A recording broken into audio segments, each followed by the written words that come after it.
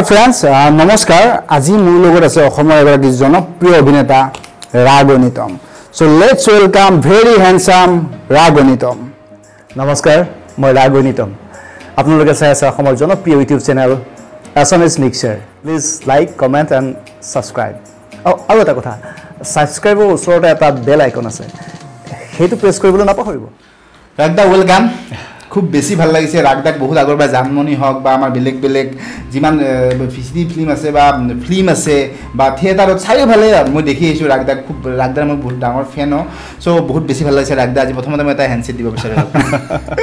চ' ৰাগদা হেৰি আপুনি মেবি আমাৰ এছামিজ মিক্সাৰ চেনেলটো আগতে চাইছে মেবি নিশ্চয় চ' আজি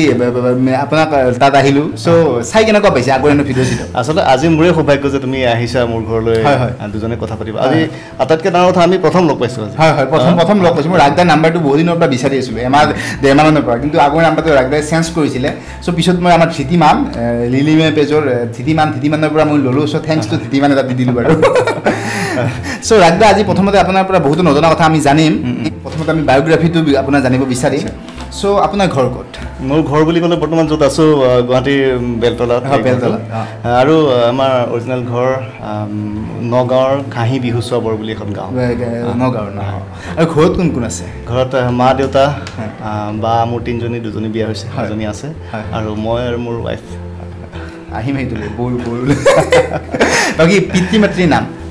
দেউতাৰ নাম শ্ৰী বিপিন চন্দ্ৰ বৰা আৰু মাৰ নাম শ্ৰী সুবৰ্ণ বৰা হয় আৰু ৰাগদাৰ অৰিজিনেল নাম ৰাগনিতম মানে না কিবা বেলেগ এটা আছে নামটো অজস্ৰ থাকে মানুহৰ কিন্তু এতিয়া ৰাগনিতম বুলি মানুহে জানিছে জানে সেইবুলিয়ে জানিছে ষ্টেজ নেম আপোনাৰ ৰাগনিতমে ন ৰাগনিতম কিবা বেলেগ আছে জানো ছাছপেন্স তাৰমানে তাৰপিছত সেই ঠিক আছে অ'কে এতিয়া স্কুল কলেজ আৰু শিক্ষা টোটেল ক'ত কৰিছিলে স্কুল মই আৰম্ভণি কৰিছিলোঁ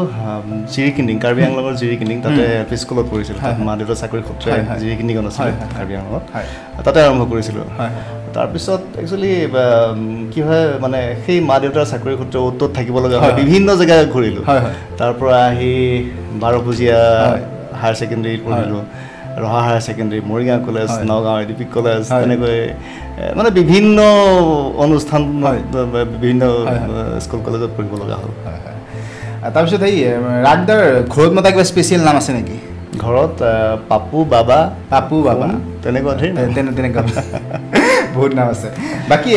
উচ্চতা ৱেট আৰু বাৰ্থডে জানিব বিচাৰিব আপোনাৰ ফ্ৰেণ্ডছখিনি বাৰ্থডে 22 জুলাই তাৰমানে এই গৈছে কেইদিনমান গৈছে আৰু সেই উচ্চতা আৰু হাইট 5'7" অ'কে 5'7" আৰু ৱেটটো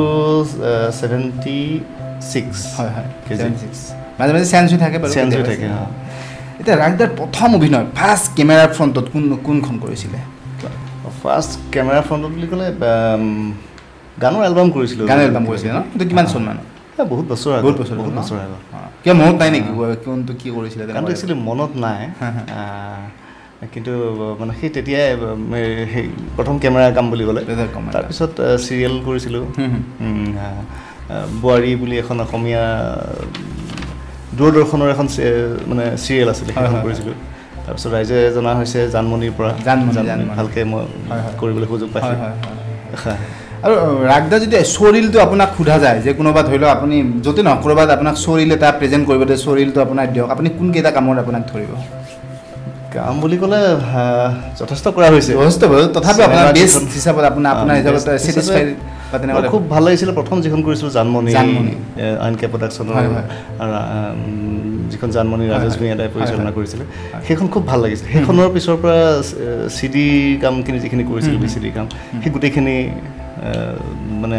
খুব ভাল লাগে মোৰ আৰু চিনেমা কেইখনটো আছে 7-8খনমান চিনেমা কৰিলোঁ সেইখিনি গোটেইখিনি আমি নামবিলাকখিনি যিখিনি মনত আছে আমি জানিম বাৰু পিছত চ' থেংক ইউ ছ' মাছ ৰাগদা আমাৰ বায়'গ্ৰাফি ভিডিঅ'টোৰ কাৰণে আৰু আমাৰ নেক্সট ভিডিঅ' আহি আছে আপোনালোকে চাই থাকক thank you so' much I don't wanna waste what's left The storms we chase are leading us And love is all we'll ever trust Yeah No, I don't wanna waste what's left